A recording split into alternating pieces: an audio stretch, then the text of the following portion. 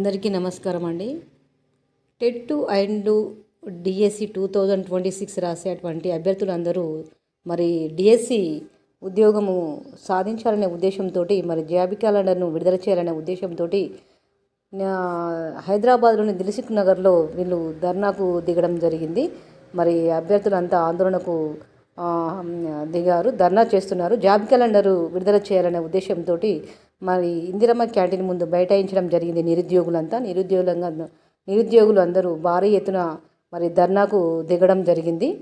Job calendar విడుదల చేయాలని demand చేస్తూ మరియు శనివారం నిరుద్యోగులు ఆందోళన చేపట్టడం జరిగింది.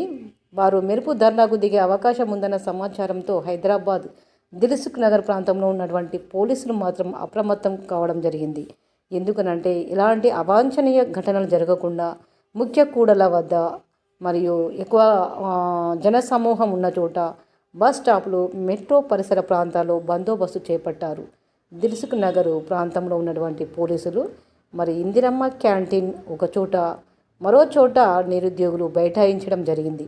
ఎందుకంటే జాబ్ క్యాలెండర్ అనేది విడుదల చేస్తే మరి డిఎస్సి పరీక్ష రాసేటువంటి నిరుద్యోగులు ఉంటారు కదా, అభ్యర్థులు అందరూ మరి చాలా భారీ ఎత్తున ధర్నాకు దిగడం జరిగింది. శనివారం రోజున మరి వారిని నిరుద్యోగులు బైఠాయించారు, మరో చోట నిరుద్యోగులు బైఠాయించారు. గుంపులుగా చేరిన వారిని పోలీసులు చెదరగొట్టి శాంతి భద్రతలకు భంగం వాటిల్లకుండా చాలా బందోబస్తుగా చర్యలు అయితే చేపట్టడం జరిగింది.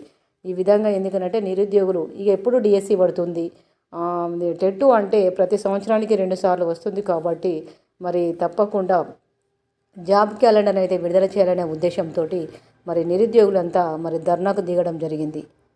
ఓకే ఫ్రెండ్స్, ఈ వీడియో నచ్చితే లైక్ చేసి సబ్స్క్రైబ్ చేయండి. మీ యొక్క అభిప్రాయాన్ని కామెంట్ రూపంలో పెట్టండి. తప్పకుండా లైక్ చేసి సబ్స్క్రైబ్ చేయండి.